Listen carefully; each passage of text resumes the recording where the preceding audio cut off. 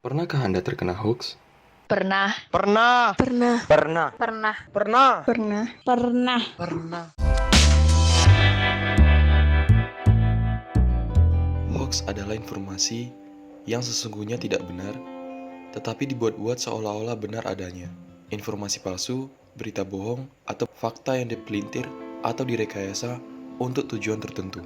Menteri Komunikasi dan Informatika Johnny G. Plate mengatakan saat ini ada 554 isu hoax yang tersebar di tengah pandemi virus corona. Hoax itu tersebar di 1.209 platform digital seperti Facebook, Instagram, Twitter, dan YouTube. Meskipun bukan merupakan hal baru, karena berita bohong sebenarnya sudah ada jauh hari sebelum era internet dimulai.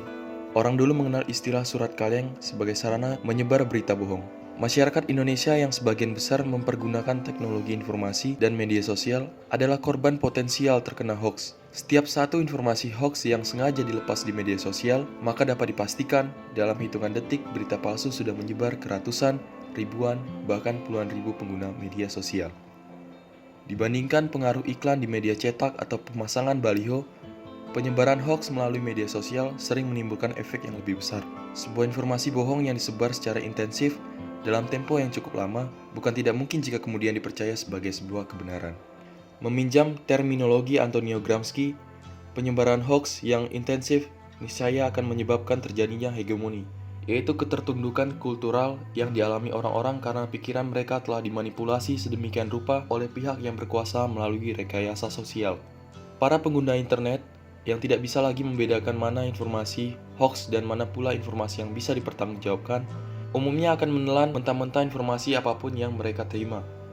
Biasanya, kesamaan ideologi, sikap politik, agama, dan kepentingan akan menyebabkan warganet dengan mudah termakan hoax. Meski pihak kepolisian dan semua pihak menyatakan prihatin terhadap penyebaran hoax yang tak kunjung berhenti, harus diakui, memberantasnya bukanlah hal mudah. Kesulitan yang dihadapi ketika pemerintah dan masyarakat peduli ingin memberantas penyebaran berita hoax adalah pertama, ketika penyebar menggunakan jasa buzzer untuk menyebarkan informasi bohong ke masyarakat melalui media sosial. Seseorang yang memiliki akun dengan jumlah pengikut yang banyak, apalagi hingga jutaan orang, bisa saja memanfaatkan akunnya secara komersial untuk menyebarluaskan hoax. Kedua, kesulitan memberantas penyebaran hoax juga berkaitan dengan belum berkembangnya literasi kritis para warganet. Sudah bukan rahasia lagi jika sebagian besar warganet kita adalah orang-orang yang hanya merupakan konsumer informasi yang tanpa berpikir panjang cenderung mudah percaya informasi yang diterimanya, tanpa peduli lebih lanjut apakah informasi itu hoax atau bukan. Rahma Sugihartati mengatakan, ketika hoax telah berkembang menjadi komoditas yang memiliki nilai jual, kesulitan yang dihadapi menjadi jauh lebih rumit. Pemberantasan hoax tidak mungkin dilakukan jika mekanisme pasar masih bekerja.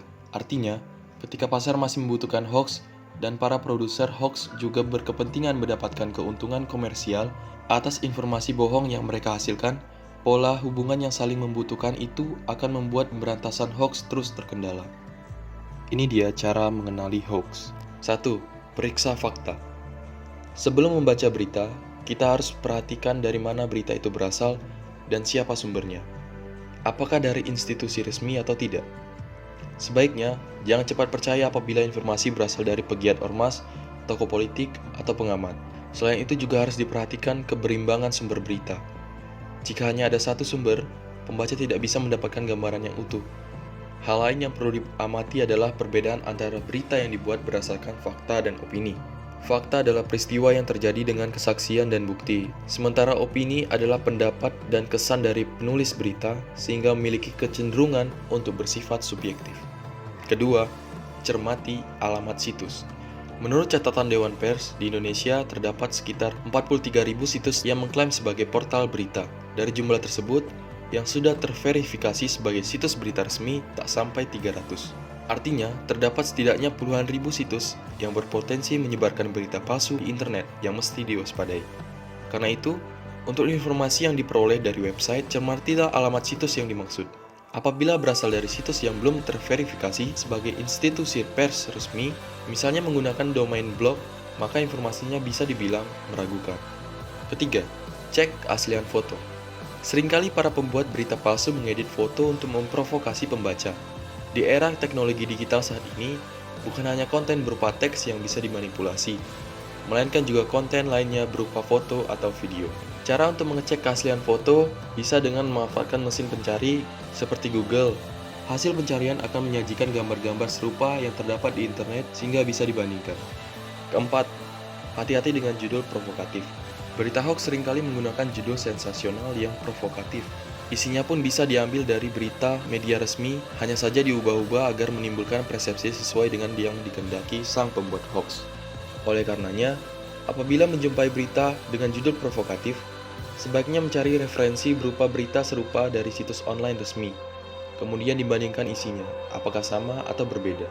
Dengan demikian, setidaknya sebagai pembaca, kita bisa memperoleh kesimpulan yang lebih berimbang. Ini adalah cara melaporkan kabar hoax yang ditemukan di internet. Jika Anda menemukan kabar hoax, untuk mencegah agar kabar tersebut tidak tersebar, bisa melaporkan kabar hoax tersebut melalui sarana yang tersedia pada masing-masing media. Media sosial Facebook dapat menggunakan fitur report status dan kategorikan informasi hoax sebagai hate speech, harassment, rude, atau kategori lain yang sesuai. Jika banyak aduan dari pengguna, Facebook akan menghapus status tersebut. Untuk Google, Anda bisa menggunakan fitur feedback untuk melaporkan situs dari hasil pencarian apabila mengandung kabar palsu. Twitter memiliki fitur report untuk melaporkan tweet yang negatif, demikian juga dengan Instagram. Bagi pengguna internet, Anda dapat mengadukan konten negatif ke Kementerian Komunikasi dan Informatika dengan melayangkan email ke alamat aduankonten@mail.kominfo.go.id.